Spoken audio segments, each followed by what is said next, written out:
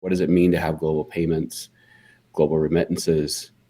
And if I send cryptocurrency to my friend, one, does he have access? Do he have the ability to convert it? And two, can he do it safely? And my conclusion with Bitcoin was he couldn't do it safely. And at the time, like it was like there's a question of like, can we actually even do this inexpensively, or are the fees going to be too high? So that's where I started exploring different payment mechanisms that might provide cheaper fees and privacy.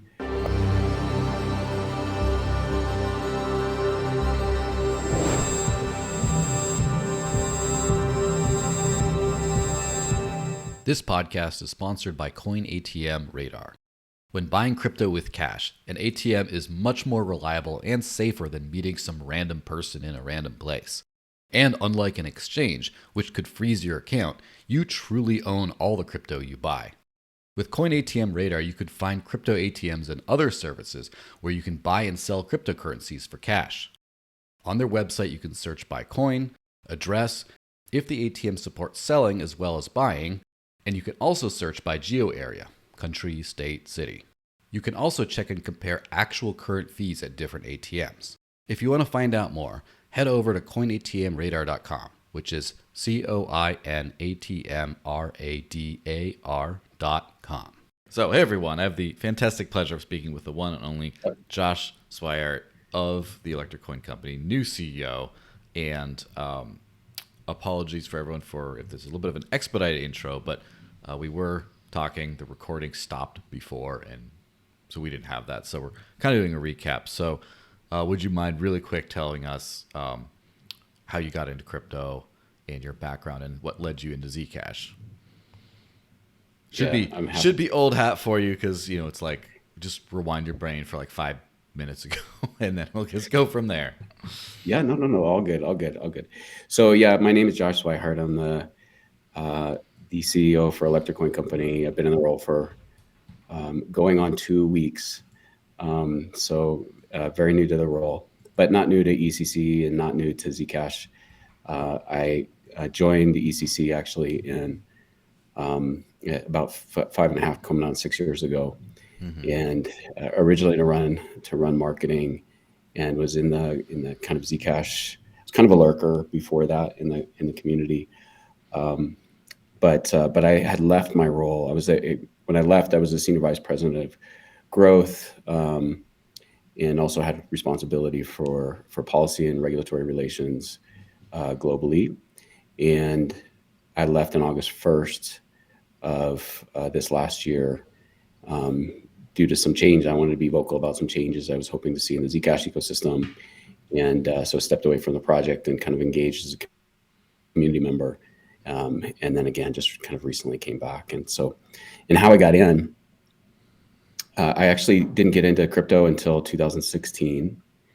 I saw Bitcoin. I didn't think it would work. I was familiar with eCash, and I didn't kind of fully appreciate what that might mean. And so until really Ethereum. And I saw the Ethereum DAO come about, and I thought it was an interesting kind of mechanism for capital formation to allow for everybody to be able to participate, and not this kind of exclusionary system that we have in the U.S. where you only can be an accredited investor in order to participate. So that's where I fell down the rabbit hole, and I decided to focus my full-time attention on cryptocurrencies. And so I started digging in, and when I was digging in the midst of it, a friend of mine had a need. So I had lived in a prior life, I had set up an offshore development center in a NOC for a software company in India. And when I was there, got involved in some community efforts in the slums of Mumbai and Pune with the Banjara people. And in one of those communities, there was a fire, and my friend was unbanked. And I wanted to send some money over for food and blankets and some things with the community. And so I tried to go through Western Union, and they shut me down. So I couldn't figure it out. I went into a branch office the next day. They shut me down, and they wouldn't tell me why. I couldn't get anybody on customer service or anybody to tell me why I couldn't send this money to my friend who needed food and blankets. It was very frustrating. And at the same time, working on cryptocurrencies and thinking, right? This is the solution to that problem. And as I was looking at it, it's like, well, let's like kind of diagnose this problem a little bit more. What does it mean to have global payments, global remittances? And if I send cryptocurrency to my friend, one, does he have access? Do he have the ability to convert it? And two, can he do it safely? And my conclusion with Bitcoin was he couldn't do it safely. And at the time, like it was like there's a question of like, can we actually even do this inexpensively, or are the fees going to be too high? So that's where I started exploring different payment mechanisms that might provide cheaper fees and privacy. I went to a Dash meetup. Somebody at that Dash meetup said that if you're really concerned about privacy, then you ought to look at this project that will be released later in the year. That was 2016, called Zcash. And so that's when I started knocking on the door of it was called the Zcash company at that time. Yeah, I remember those days.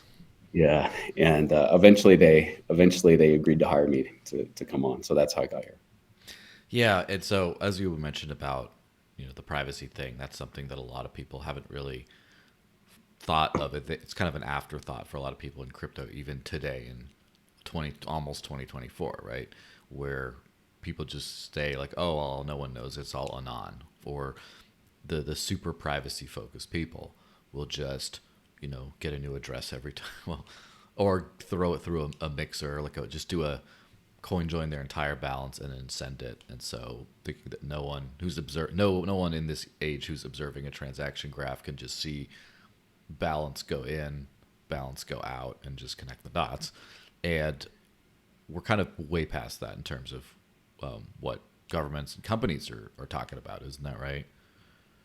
Yeah, so I'll like do a little tinfoil hat time Yeah. because I have some experience with this on the other side and where I came from. So I ran a software, I ran a software company just prior to this, and prior to that, I did some other stuff, including working for a consulting company that ran a program to build an intelligence system, a surveillance system for a foreign government.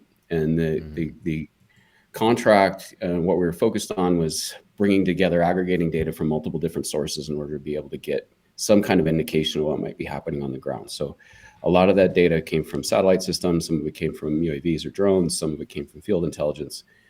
And what was interesting is like with a given snapshot, you're able to see an image of like an airbase, and you can see the planes around it.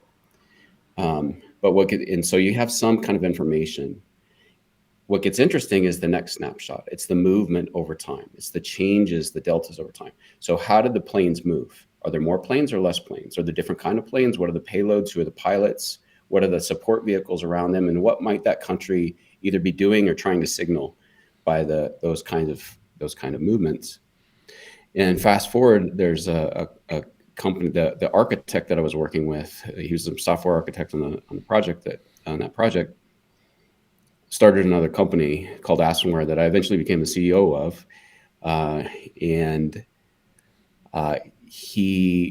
It was largely consulting, and got a contract to do some work for actually a state that wanted to do targeted advertising.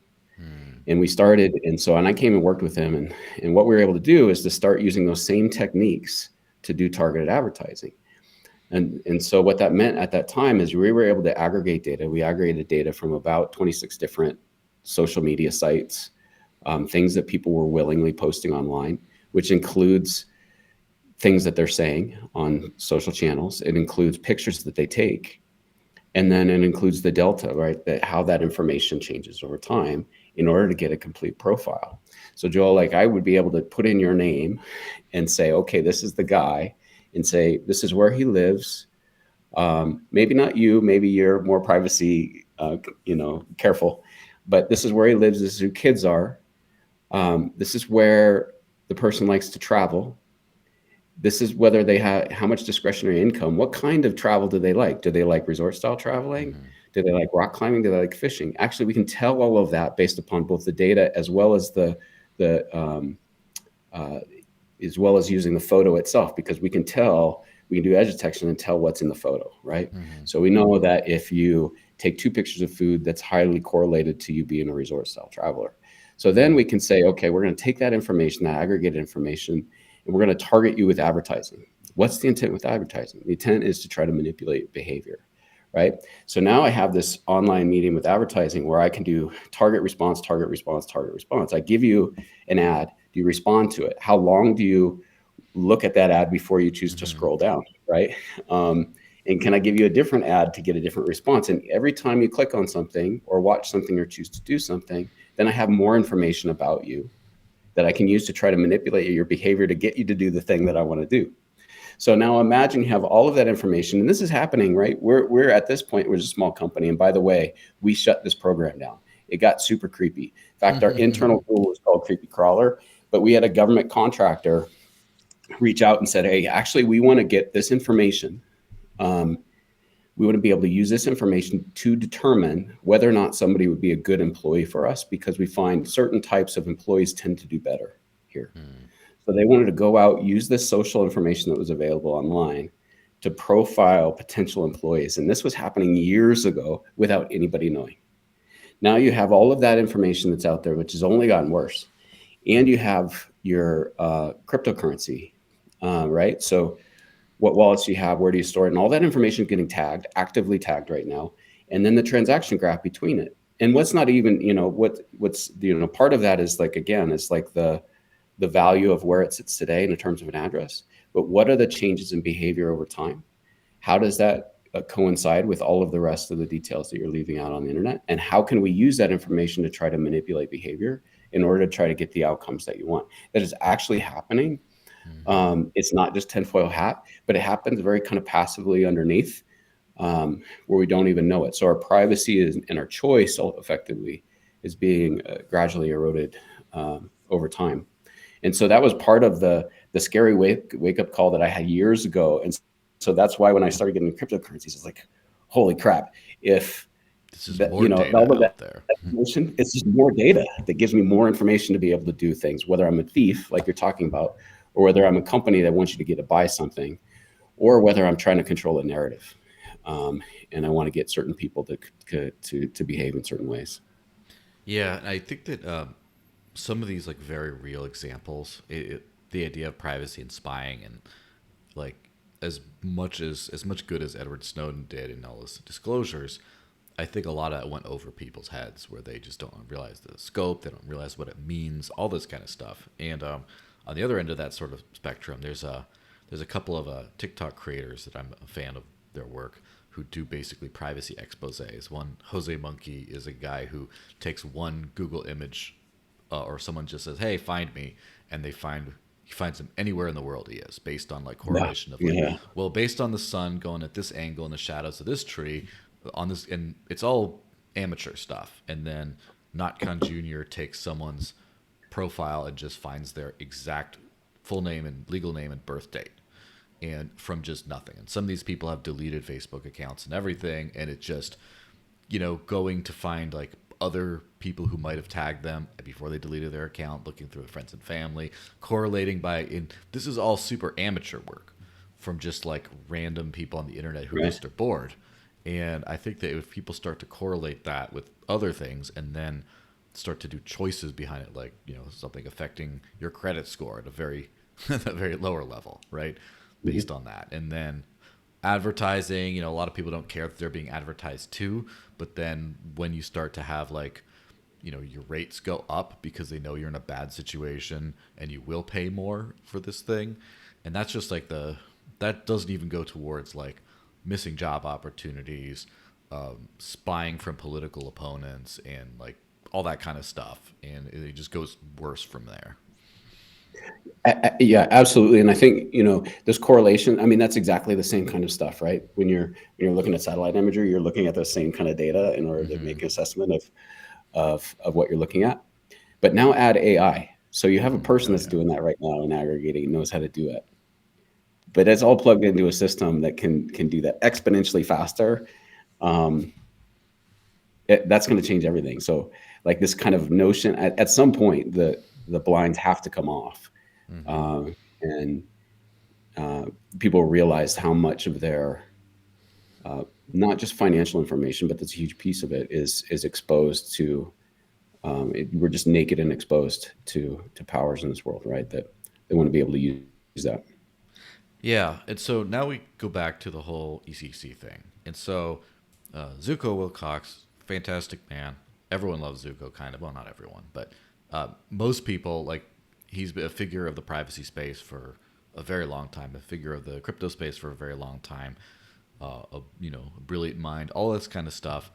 I don't think he's someone who needs to, like, prove his worth more in the space. Like, I think he deserves a little a little retirement from the spotlight. And so Zuko's taking a break. And then how did the conversation come about for you to step in to replace him as not as Zuko, obviously, but as CEO of ECC?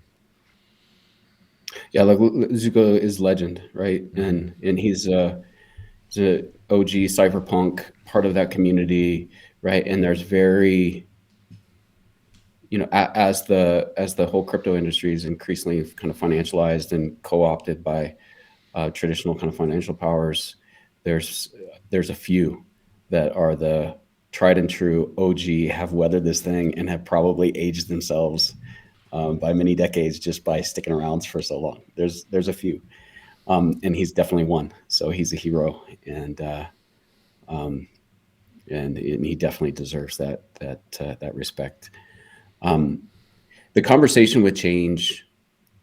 I mean, there's conversations with change that happened even before I left, and there's just questions about how long Zuko wanted to, continue in the role, and when was the right time, and all of that kind of thing. And it didn't really kind of come to a head. They were just kind of conversations, and I don't want to get into the specifics of all of the um, kind of what happened between the time that I left and coming back. Mm-hmm. But conversations about change generally, that the project needed some change, needed to be able to focus more on adoption, needed to heal some things than in terms of governance, and some things between the foundation and ECC. The community needed to heal, and we needed to build some new momentum with some new ideas. That came out of Econ. So there was a lot of that conversation there, and that's where some of my conversation started. Mm-hmm. And then it continued, both with Zuko, and it continued with a number of people across the Zcash ecosystem. There's a lot of community members that were wanting to see change and had some ideas and that kind of thing. And there were a lot of private conversations that happened, and then there were a lot of conversations that happened between me and the ECC board of directors, specifically about what that might look like. Mm-hmm. Uh, and for a while I was thinking, I'm going to start something new within the Zcash ecosystem. But I think the entire board of directors at ECC were great about engaging and thinking about the future, and wanting to see some of these transitions. So I put everything else on pause while those conversations happened with ECC. Yeah, I mean, that makes sense. And so you alluded to, like, dissatisfaction and changes that needed to happen, and obviously there's a new direction. And I know you posted publicly about a few of these changes, such as the open sourcing completely of the Zcash code, etc. And so, do you want to just really quick, well, not really quick, because the heart of the conversation is, what do you think that Zcash had a lacking of historically up until now? And then, of course, the next chapter is what do you hope to do about that? Yeah, there's a few things, and maybe I hit some of them that are significant. I think one that's significant is I think it's been too hard to engage with the Zcash ecosystem and engage with the core developers and that kind of thing, in that we have kind of siloed people off. Mm. So we have the Zcash Foundation, which is doing this amazing work around an alternative consensus node, ZebraD. And we have ECC, which has the legacy Zcash D, which is what most of the industry still uses as a consensus node, and has been doing a lot of R&D and a lot of the driving of these new kind of cryptographic breakthroughs. Sapling was one in terms of performance. Orchard was another in terms of eliminating trusted setup, and a lot of that work being done at ECC. But it's very complicated work. And with the case of Zcash D, it's all legacy C++ code that was ported over. It was a fork of Bitcoin, and then building on top of it creates this kind of complexity in dealing with legacy technical debt, Mm-hmm. as well as kind of keeping track of changes on Bitcoin side. So inherently the team at ECC had been very focused on heads down, but I think we're moving to a time where a lot of that core protocol work, there's some other kind of big questions and things to work on, no doubt, but we need to better equip the community to be able to flourish and build things. So ECC has largely kind of been out of conversations on things like the forum with developers around ideas and different ways of solving problems. If it was something that historically ECC disagreed with, or that we wouldn't typically engage, and so we need to kind of move into a place where there's a broader marketplace of ideas. There's more participation. There's more ideation in public forums. And that the strength of this kind of core team at ECC, which is incredibly talented and gifted team, is able not just to focus on its own stuff, but also to unleash a whole community to be able to build more on top of it. Because we want to work on things to find product market fit, and we'll release some products Mm-hmm. along those lines that has a way of engaging the user. But the people that were working and living and doing things in different contexts may have some different needs, right? And so how do we unleash these people to be able to create the things that they need on top of Zcash and this protocol that we have, alongside of how do we set them loose? And we've got to set our core teams loose to be able to do that.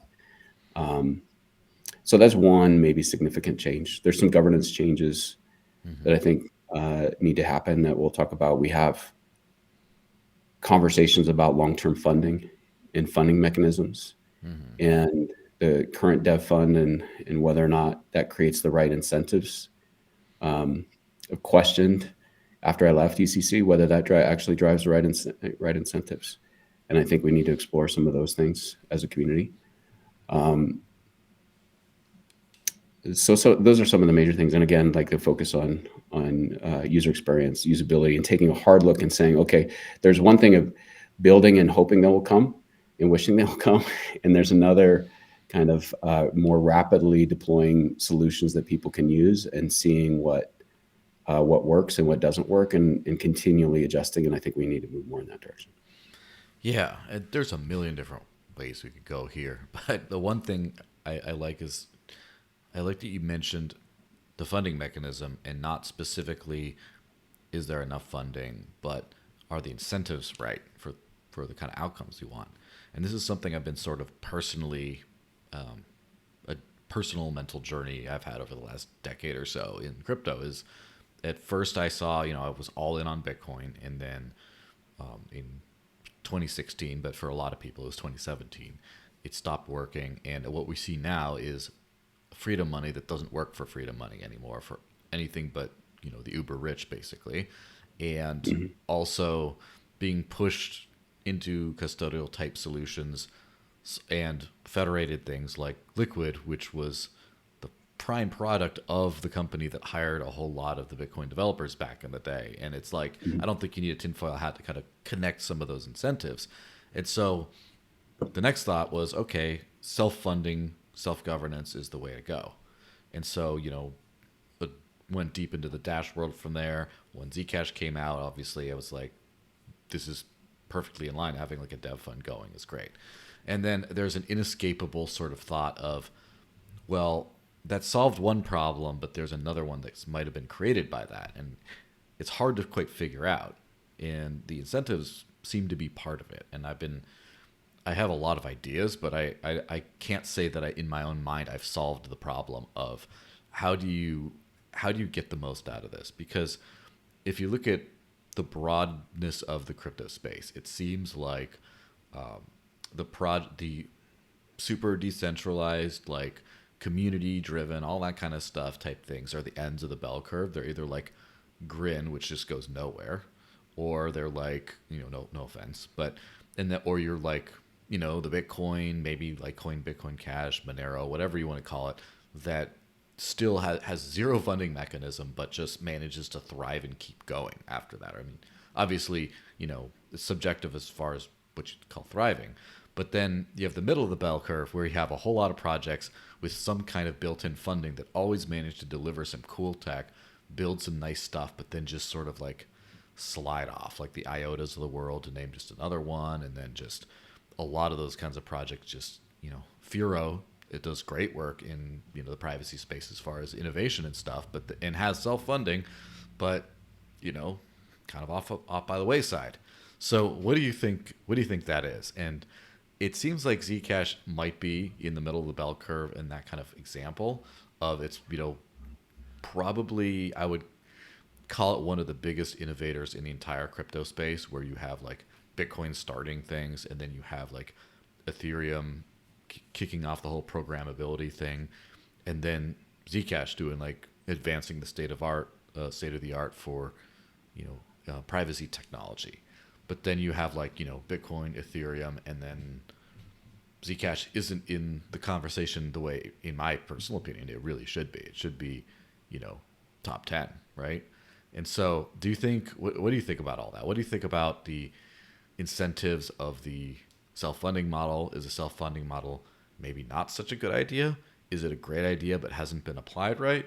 Is it a great idea that has been applied right, but maybe there's some external factors that screwed things up or whatever? What do you think? Yeah, so I'll give you my opinions, and they're my personal opinions. One, the self-funding model, like at the outset, was like it was hugely important, right? So it allowed for the company to initially be established, to have a revenue stream kind of out of the gate in order to be able to support this development. And I think people forget, unless you've been around for a while, like zero knowledge was a math paper. There was no practical application of zero knowledge until Zcash. There had nobody that had been able to translate that theory from MIT like 30 years ago to code. And so the complexity in being able to do this, right? And these are like some of the brightest minds in the world have been working on zero knowledge cryptography and operationalizing. And you have a team that was able to take that from theory to workable software in a very short period of time with a very limited amount of funding. But the funding that fueled that came from what was initially the founder's reward. It allowed for the fueling of that development, and it allowed for a partnership between Zcash holders. It allowed people to kind of come in, right, and get access to it and to support the project in that way. And so Orchard wasn't performant, which was the first cryptography that was used, not Orchard, excuse me, Sprout wasn't performant, which was the first shielded pool, but it's the first cryptography that was used. Yeah. I have a personal story on the performance of Sprout, which is a friend of mine bought something from a physical shop with a Sprout shielded transaction. And he was there with his laptop on command line for like 10 minutes generating a thing to buy something, which is awesome at the same time as it is, clear sign that we needed to get past that. Right. There's like a very, point whatever percent of the population that's willing to, download a full node and run command line in order to make a payment using shielded ZEC. But there's been this whole series of innovations. So Sapling and now Orchard. In Orchard, again, we just open sourced for the whole community like last week. But the complexity and the challenge of being able to make cryptographic breakthrough after cryptographic breakthrough that now like everybody is taking for granted. And so you hear all of the ZK stuff on Ethereum and so on, and how ZK is changing everything, whether it's rollups or privacy or what have you. All of that, the headwaters of that are at ECC and are as a result of the chain being able to pay the developers to be able to to do that and to have a fair distribution of coins, right? So because of the proof of work mining out of the gate with the support with the developers, coins could be easily, it wasn't locked up with some VC who was saying, this is where I want the project to go, and I hold, 30% of the tokens or whatever. So I think that was really cool. It's just now I think we've gotten to a place where it's maybe created some perverse incentives, and the opposite is happening where the organizations like the one that I run have been receiving coins at these 4-year chunks. And so you're starting to think in these 4-year timeframes, which is way too long. It's like I have this amount of funding roughly because the coin price goes up and down, but I have this much funding for the next 4 years, which kind of breeds a certain way of thinking. So imagine if you're a company, right, and you're selling products, and you're like, well, I've got one customer essentially for 4 years. So what happens, right? You kind of push off some things, and it maybe doesn't drive the right kind of energy, and it maybe doesn't allow you to prove that you have or really push for product market fit. It gives you a lot of time. So there are things that need to happen slowly, like cryptographic breakthroughs don't happen through V1 to V1.1 of releasing an app.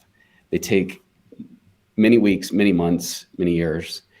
And so I think there is a place for allowing R&D and long-term R&D to happen via funding models like that, whether it's through a guaranteed dev fund or whether it's a grant program, don't know. And there's a separate, I think there can be like points of accountability, but allowing space for people to experiment and make mistakes, where you're not marching on a firm timeline. So there's absolutely room for that. But I think there needs to be, that can't be the only thing, right? So at ECC, it was very difficult, one, to like build new innovative things to have enough funding because of the way the structure was set up, and even to launch programs, marketing programs or other things. One is products that needed to kind of get out the door quickly and be tested were tightly coupled with our protocol work. So we're separating those things out so we can run fast and run slow. And maybe those running fast kinds of things can be funded in other different ways rather than a guaranteed dev fund. And it's probably more appropriate for them to be funded in other ways. So I'll pause there, but I think that's the. So it's I'm not crapping on the dev fund. I think it's allowed for some amazing things, but we need a change in how it's done, in my opinion. Yeah, absolutely, and that does make perfect sense. E- Especially since if you think about the delivery of funds mechanism, it's not just the 4-year interval. It's also the in the free market, which is the most efficient system in the world. You have a very real data feed to your successes, which is company revenue, for example. You make sales, and your revenue versus your expenses, and that's what you do. And if you don't make things happen, you make no money, right? You're done. There's nothing. And you could have a 4-year cycle of just working really hard, and there's not a lot of ways of concretely measuring successes. You can say, okay, we set out to do these technological innovations. We overperformed. We made a cool wallet here. That looks great. We did this, and you kind of make up metrics to to try to make it seem like, okay, I know what I'm doing, but without that, I guess, market in alignment, where you have people, you're actually selling a product, and then the product owners are paying, the people who buy it are paying you, and if they're not paying you, you got to figure that out. That whole thing's sort of like broken a little bit, and to a certain extent, this has been sort of the dichotomy in crypto, right? Because you have things like, say, Bitcoin or whatever else, where a lot of people are working full time to promote Bitcoin, and there's no Bitcoin dev fund. But part of that is, of course, the grandfather and the idea of all of crypto succeeds if Bitcoin does. But also, a lot of these companies, like exchanges, support a bunch of different coins, and they're not Bitcoin focused. The Bitcoin focused companies these days, I've noticed, don't tend to do very well. They tend to get a burst of like maximalist virtue signaling support, and then they don't really have a good business model and they go away. But you find that out, and I've noticed that some of the best promoters of Monero these days have been Cake Wallet, and because it's a for-profit company run by some people, I believe at least one person used to be part of the Monero core team, whatever that means. But they seem to be doing very well at promoting, but at the same time, they're also, adding a bunch of different coins like Nano. They have a lot of like split loyalties, I guess, which loyalties are not something we should really have in crypto, in my opinion, other than to the principles of, permissionless, private, decentralized finance. But you see a lot of like, okay, either you have a dev fund of some kind, you do really well at building the tech for your project, but it doesn't get out there, it doesn't grow, or you're really good at growth, but then you kind of are pulled in a few different directions until Blockstream comes in and puts you into one that might be completely unaligned with your users or your core mission. And so, just do you have any idea on more specifically?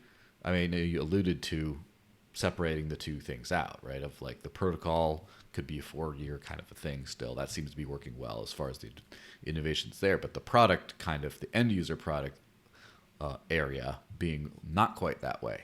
And so, do you have any preliminary ideas of like what not that quite that way might look like, or is still keeping that close to your chest? No, I'm pretty transparent, but I think you articulated the challenge really well as it relates to market dynamics and not getting that feedback based upon whether or not somebody's willing to spend a Satoshi on, Mm-hmm. a piece of software or not, and actually use it. The I put a post out there a number of months ago, like as I was leaving or right after I left, and it was just a concept, not a proposal. But the concept was, do we have funding that's available to people that have software that's actively being used to manage the network?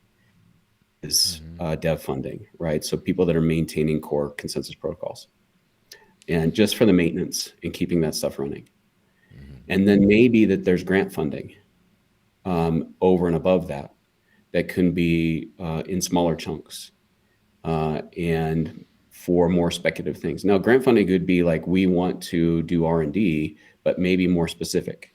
So we want to do R&D. One group says we want to do R&D around proof of stake. Another group says we want to do R&D around alternative payment mechanisms, or maybe ZSAs or something like that. And the community then effectively through that grant making can determine where it wants to focus its R&D efforts and to whom and to how much. So it's not just a dev fund recipient saying, I get to decide what R&D looks like, and I'll let you know, right? The community has a more active voice, and there's more accountability for some of that R&D on top of the protocol. And then likewise, more speculative things could come in the form of grants. Mm-hmm. But historically, we've been thinking about these organizations as non-for-profit. So ECC is wholly owned by a 501c3 called Bootstrap, and the foundation is not for profit. Some other orgs, and there's good kind of virtue signaling with that, Mm-hmm. and saying, hey, we're not trying to make any money. We're doing this in the best interest of the community and all this kind of stuff. But it also creates this problem that you've identified, right? Of that we're not getting real market feedback. So Mm-hmm. maybe there's mechanisms for others in the ecosystem to be for-profit entities, still receive maybe some grant funding to get off the ground, and then be able to raise capital through other sources to be able to build kind of interesting tools, and they'll live and die based upon whether or not they're successful in delivering real products to the market. So Mm-hmm. there needs to be like a kind of an ecosystem that way, but that may mean reducing. Ironically, I'm saying ECC, it may be reducing the amount of guaranteed money that it receives Mm-hmm. if the community decides it wants to move forward with an ongoing dev fund, and force folks like us to be more creative and more active in delivering products in the market. Yeah, absolutely, and um, that makes perfect sense that you'd want to have something a little bit more, focused on that. And the question, of course, becomes: is ECC the entity to do the end user kind of thing? Yeah, that's the question.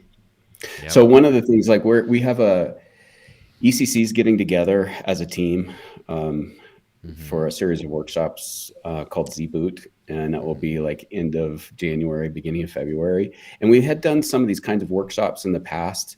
I think it kind of died with COVID and then depressed coin price and that kind of thing, and it really hurt ECC just in terms of our collaboration, cross team collaboration, ideation, and building momentum. So we're going to restart those. Mm-hmm. The the little bit of a thing that I am doing with this first one, and want to try to continue, is inviting the community to participate.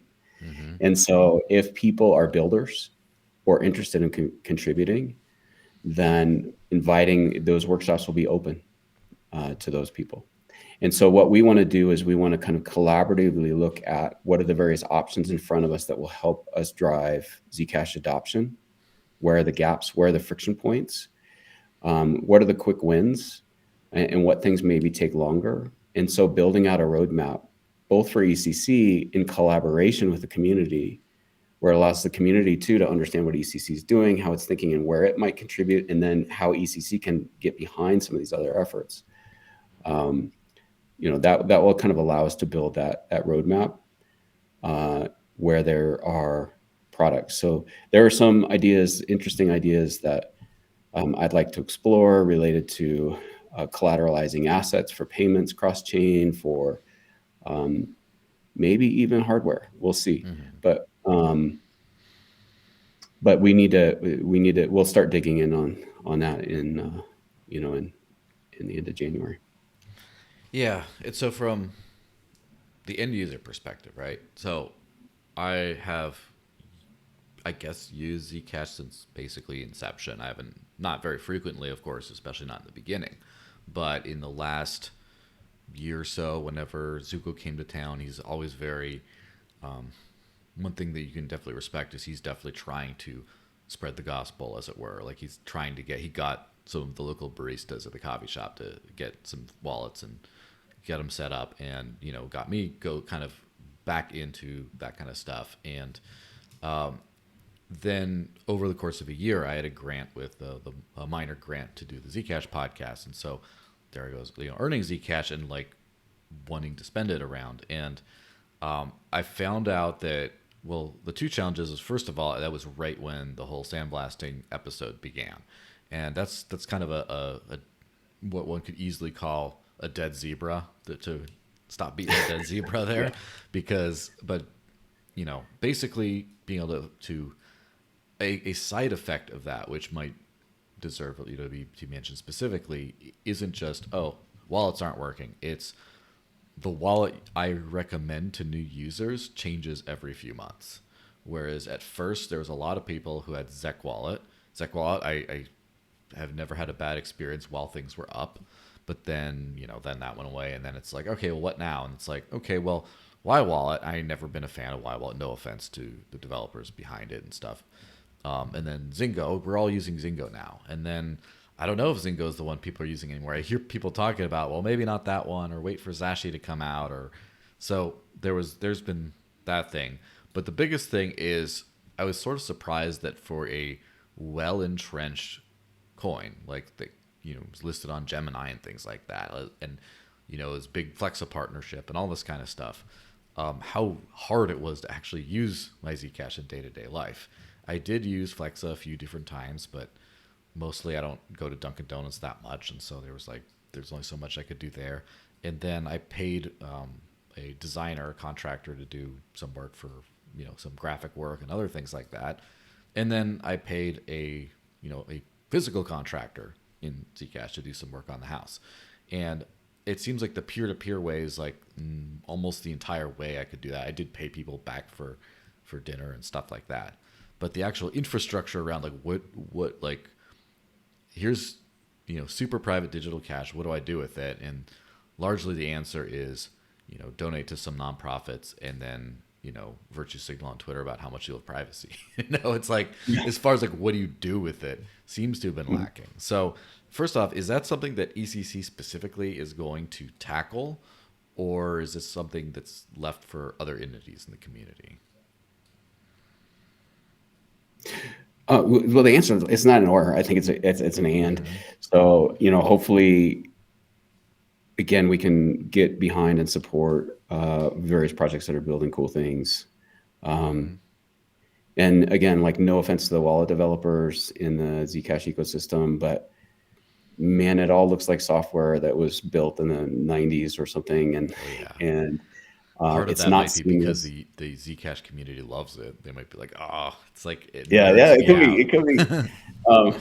But like we desperately need to modernize the user experience, and the user experience is not just, I'm not just talking about pixels on the screen, right? Mm-hmm. It's like you reference the sandblasting. It's like sync.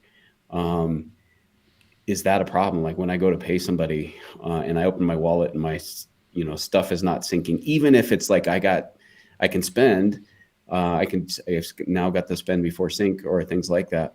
Um, but just the like that I'm looking at a progress wheel and it's like creeping around and I don't Mm-hmm. feel like I'm completely up to speed. It's like that's UX friction. Mm-hmm. Um, so how do we do that? How do we eliminate that? And then we got these other challenges, right? With access. So how do people around the world have access to Zcash? It used to be that you could GPU mine, and so you had a lot of hobbyists and people around the world that were doing that. And then ASICs hit in 2018 or whatever, and it couldn't do it anymore. Um, and now we're heavily reliant on centralized exchanges. Huge problem.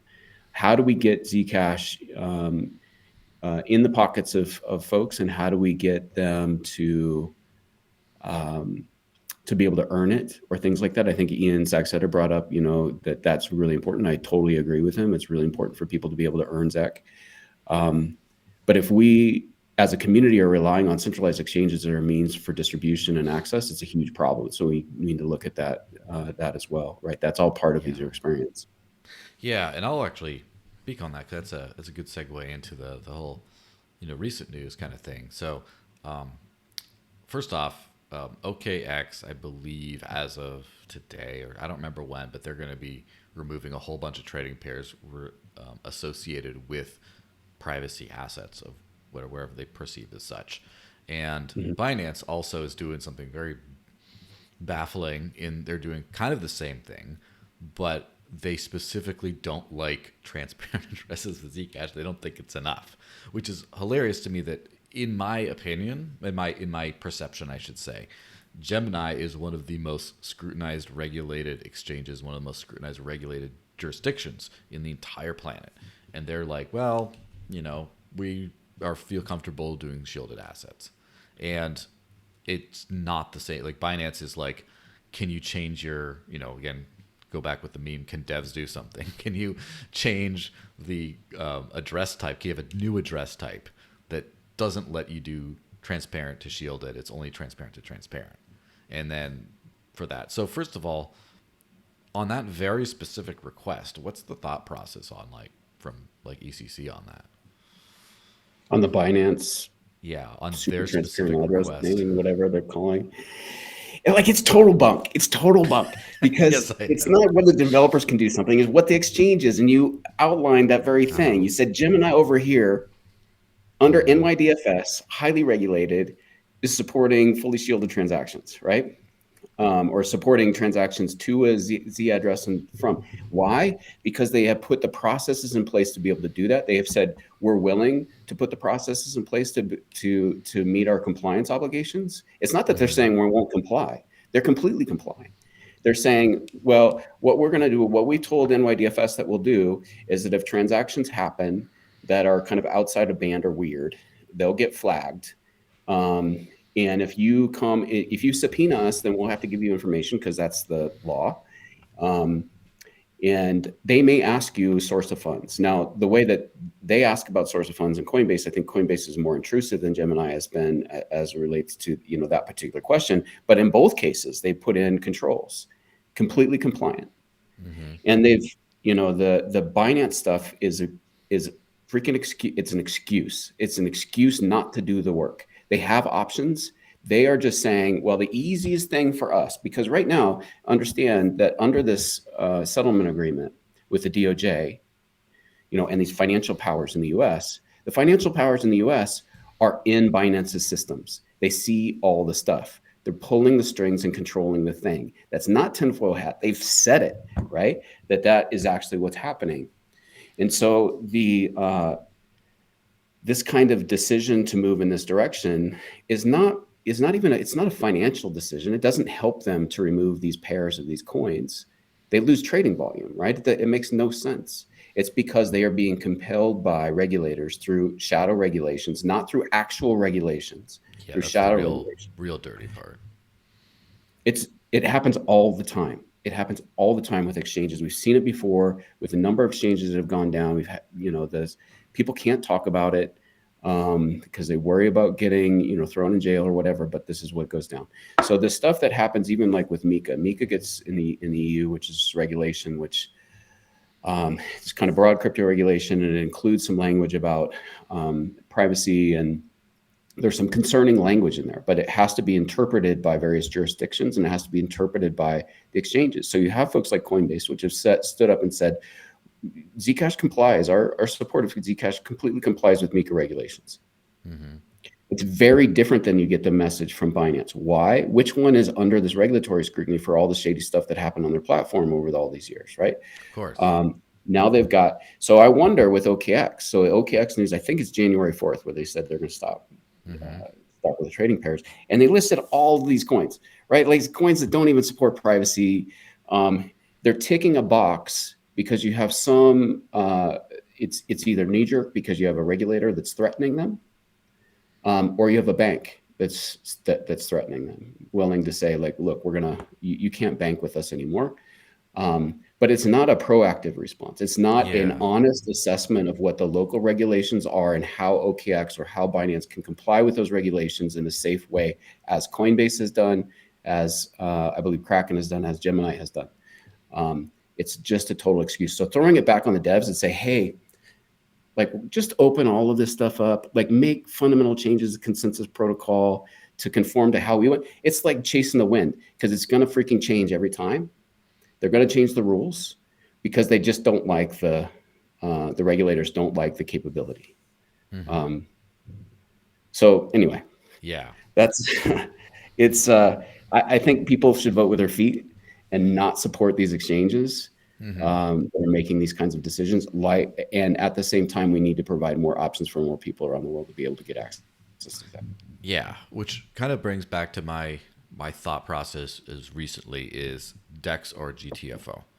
And this sort of started when the whole cross-chain DEX space, I didn't like the whole DEX space. I didn't really care too much about the DeFi, all that stuff, because a lot of it was just Ethereum and whatever casino tokens are on there that people just wanted to swap around on Uniswap. Again, I'm being a little bit unfair in that characterization, but you get what I'm saying. And it wasn't until Thorchain came around that this made sense. I mean, I can put Bitcoin in here and ETH comes out. I can get Bitcoin Cash from Litecoin. Wow, this is good stuff. And so ever since then, I've been pushing to get all my favorite coins on Thorchain. And Thorchain, for a while, I have nothing bad really to say about the protocol itself and the innovations, but there were some issues with how the team chose to deal with projects seeking to be listed or whatever, about like stringing some along saying, oh yeah, we should. And I've seen a lot of developers for Thorchain talk positively about it would make sense to add Zcash, but then I honestly believe the chance of that happening is like 1% to 2%. I'm super bearish on Thorchain specifically. Now, having gone through that whole thing from the Dash community perspective of being explicitly promised by Thorchain, and then it just, well, now we have a node voting thing, and now that's not going to work. Thorchain's first major fork, which was released this year, the Maya protocol, was more than happy to take the Dash integration. And so now the same interfaces that use Thorchain, you can just click a button and then get the Maya menu and swap them. And so I feel like so relieved now as a frequent Dash user that Dash is on in the greater Thorchain ecosystem that is now has a third actor, which is Chainflip. And next year is going to have hopefully Sarai DEX, which will support Monero. And so the point is, we have this fancy Thorchain integration paid for by Zcash, by for Nighthawk to do this stuff. And from what I'm being told from the Maya people, is they would love to have Zcash, but the ball's kind of in Zcash's court to make that kind of happen. And if you look at episode 10 of the Zcash podcast, I had Adi from Nighthawk on with Alux of the Maya protocol. So if you want to get like a giant thing about that, but basically, in my opinion, in my personal opinion, every single crypto that wants to be used as like real things, as real money, any privacy thing especially, has to be on one of those Thorchain ecosystem, whether it's Thorchain, Maya, whether it's Chainflip, which I believe is more Polkadot focused right now. I could be wrong, and or Sarai when Sarai ends up coming out. And obviously, like Monero technically is the hardest to get involved with all this, which is why it's like far out. But there's no reason why Zcash can't be in this ecosystem other than people on someone somewhere is like not making a priority. So that's not exactly a question. That's more of a, hey, what do you think about pushing for Zcash to get on something like Maya, which is explicitly said that it would entertain that offer? Okay, it sounds like I need to watch that episode, and I'm curious about what those friction points are, because I don't know the details yet. But I think we need to push for this kind of DEX integration, and again these options. We can't kind of live in this little side. We can't like wish the whole Binance OKX kind of situation away. I mean, the reality is that these exchanges provide the interface for much of retail to be able to use and access crypto, and retail needs access to these tools, right? And it's got to be seamless all the way up, right? It can't be a DEX can't be too complex, right? So I need to be able to, like from the Nighthawk wallet, say, okay, I have some Bitcoin, I want to buy some ZEC, some shielded ZEC, and to have that kind of experience within the user interface, completely seamless. Those are the kinds of tools that we need. We need the DEXs on the back end to make that work. And in some ways, we've like freaking gone backwards. Like when I got started and when Zcash, even first launched, Shapeshift was like one of the first places where you could buy and easily, and the user interface for it, at the time, I thought like it was so easy. The fees were a little bit more, but it was just so easy to use compared to anything else. And just to go to a site, plug in, I want to swap this for this, and to be able to do it within the kind of geo-fenced United States of America, it was an amazing experience. And it's too bad that that's gone. But so hopefully we can build some better tools, some of the wallets like that. But we do, and I do commit at ECC that we will support DEX integration. Yeah, it's funny you mentioned Shapeshift, because Shapeshift has been through the whole system of like, they start out this too good to be true in retrospect. They had to do accounts and then KYC. And then finally Eric just torpedoed the entire business and said, we're going to be a DAO now, building DEXs. And now the Shapeshift app is a front end for a bunch of DEXs, including Thorchain and very possibly Maya in the coming months. So it's kind of funny how that whole thing, Shapeshift is still alive in spirit, but also alive in itself. It just evolved. And so I kind of feel as sort of I get a very interesting feeling about 2024, having been in this space for over 10 years now. I get the feeling 2024 is almost like getting the band back together year, of where like all the cool stuff that made us nostalgic back in the day, like I feel like a lot of people are getting back fully involved and stuff. I mean, obviously you're trying to make Zcash great again, with just taking back the cypherpunk roots. Vitalik, I did not have a chance to read it, but he did write a post about making Ethereum cypherpunk again. I think it was yesterday or something like that. It was recently. And we're hitting this point where, Bitcoin is starting to solidify its place as a a settlement asset and something for large institutions and investors, and not so much a cypherpunk tool. And like, I feel like we're at a spot of like rebirth type thing where a lot of the OGs and the OG values in the ecosystem have kind of been dormant for a little while, and I feel like a lot of those same individual figures but also values and projects are going to come roaring back in the new year. I don't know if you have a similar feeling about where we're going. I totally agree with you, Joel. I think the financialization and the stuff that's happening there in the ETFs and all that kind of stuff. Actually, I think I lament a lot that it's regulatory capture, that it's TradFi capture of the space. But there's another truth in there, and the other truth is it's the open door to for retail, for people to kind of get in and fall down that rabbit hole.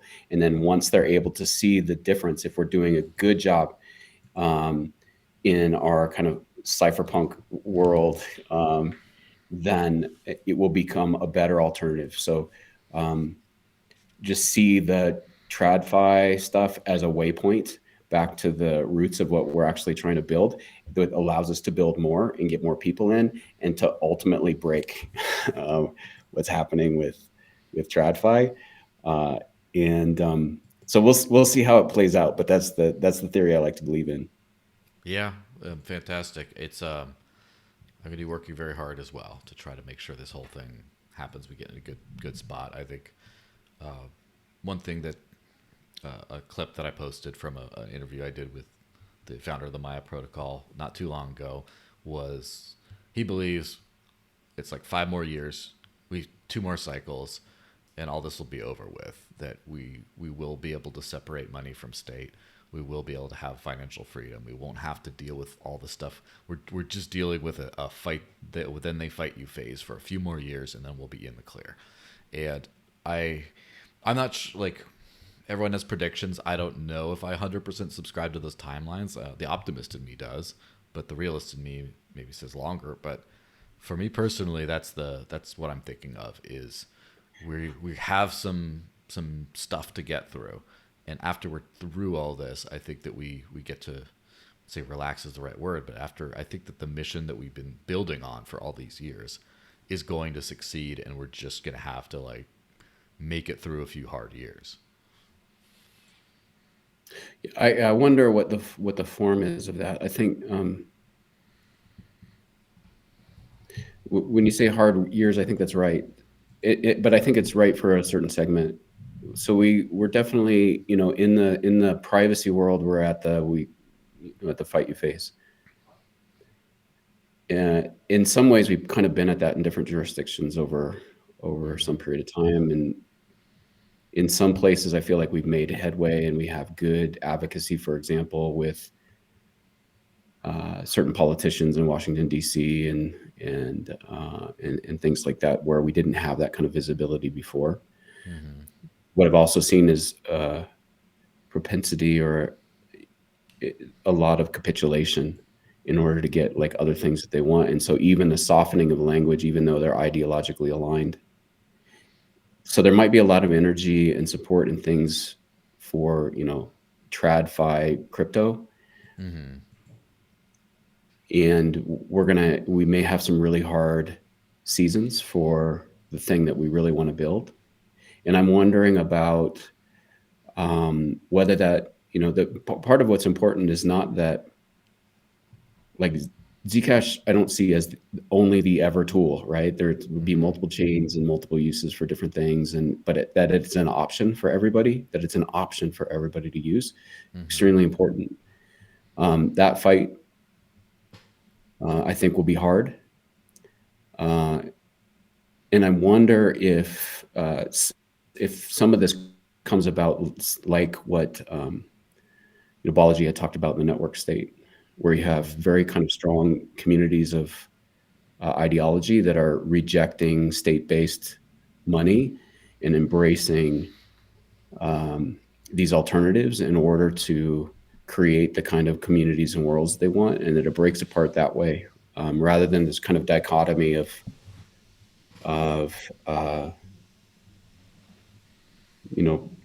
just state money or crypto, but that those things will